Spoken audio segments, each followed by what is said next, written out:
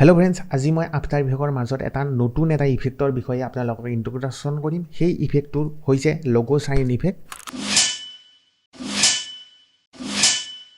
এই ইফেক্টটো আমি বেছিভাগ লগো এটা ইন্ট্ৰডাকশ্যন যেতিয়া কৰোঁ তেতিয়া এই ইফেক্টৰ প্ৰয়োজন হয়। যদি আপোনালোকে যিকোনো জেপিজি বা পিএনজি ইমেজৰ বা যিকোনো এটা জেপিজি বা ইমেজৰ ভিতৰত আপোনালোকে এই চাইন ইফেক্টটো দিব খোজে, দিব পাৰে, এইটো আপোনালোকৰ নিজৰ কথা। কিন্তু মই লগোবিলাক চাইন কৰাৰ কাৰণে এই ইফেক্টটো নৰ্মেলি ইউজ কৰোঁ।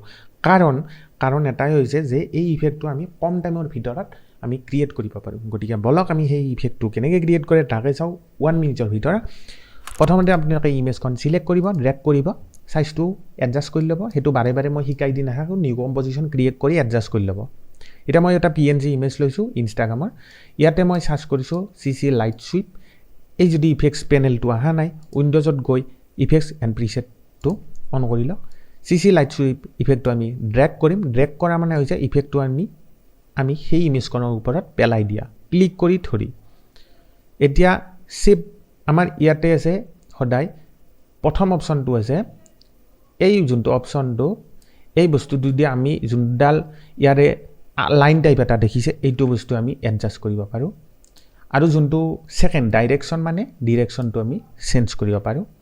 আৰু যোনটো ইয়াৰে ছেভ, এইটো 3টা অপশ্যন পাব, লিনিয়াৰ পাব, স্মুথ পাব, শ্বাৰ্প পাব। মই স্মুথ ইউজ কৰোঁ, আপোনালোকে শ্বাৰ্পো ইউজ কৰিব পাৰে। ৱাইড মানে ইয়াৰ বহল চাইজটো কিমান কৰিব পাৰিব, আপোনালোকক কিমানখিনি লাগে। ইণ্টেনচিটি কিমানখিনি লাগে আপোনালোকেও কৰিব। মোক 40 লাগে, 40 কৰি দিছোঁ। ইচ ইণ্টেনচিটি মানে হৈছে ওপৰৰ যোনটো আমাৰ লাইন, এই বস্তুটো যে মোৰ যোনটো পোহৰ পৰি আছে এইখিনি বস্তুত যোনটো এটা বেছি উজ্জ্বল হৈছে হেয়াৰখিনি, যদি আপোনালোকে সেই ইমেজখনৰ ওপৰত ব্ৰাইটনেছ এটা আনিব খোজে, ইচ ইণ্টেনচিটিটো বঢ়াই দিব। মই প্ৰায় 300 মান কৰি দিছোঁ।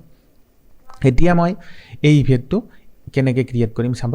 এই যোনটো ডট এটা আছে, এই ডটটো সহজ উপায় হৈছে এই ডটটো আমি ইয়ালৈকে লৈ আহিম, এটা কি ফ্ৰেম দিম চেণ্টাৰত, আৰু 1 ছেকেণ্ডত যাই পিনে এই যোনটো ডট আছে আপোনালোকে দেখা পাইছেনে, এই ডটটো মই এনেকৈ এই পিনে একদম বাহিৰ কৰি দিম। এতিয়া চাব আপোনালোকৰ এনেকৈ এটা ইফেক্ট এটা ক্ৰিয়েট হৈছে। যদি আপোনালোকে এই ইফেক্টটো ক্ৰিয়েট হোৱাৰ পিছতো যদি আপোনালোকে ইয়াৰ ৰিএৰেঞ্জ কৰিব খোজে ইণ্টেনচিটি গোটেইখিনি পাৰিব। মই ৱাইডটো অকণমান বঢ়াই দিছোঁ। এতিয়া ইউ প্ৰেছ কৰিম, কৰাৰ পিছত আপোনালোকে দুটা কি ফ্ৰেম দেখা পাইছে।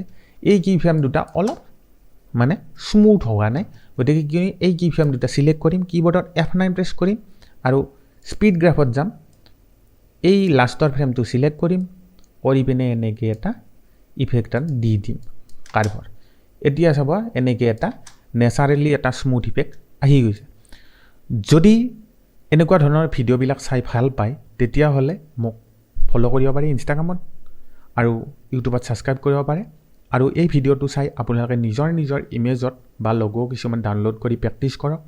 আৰু দুবাৰমান প্ৰেক্টিছ কৰাৰ পিছত আপোনালোকৰ এই ইফেক্টটো ক্ৰিয়েট কৰাটো আহি যাব। যদি ভিডিঅ'টো ভাল লাগে লাইক কৰিব, চেনেলটো ছাবস্ক্ৰাইব কৰিব। আজিলৈকে এইখিনিয়ে, থেংক ইউ।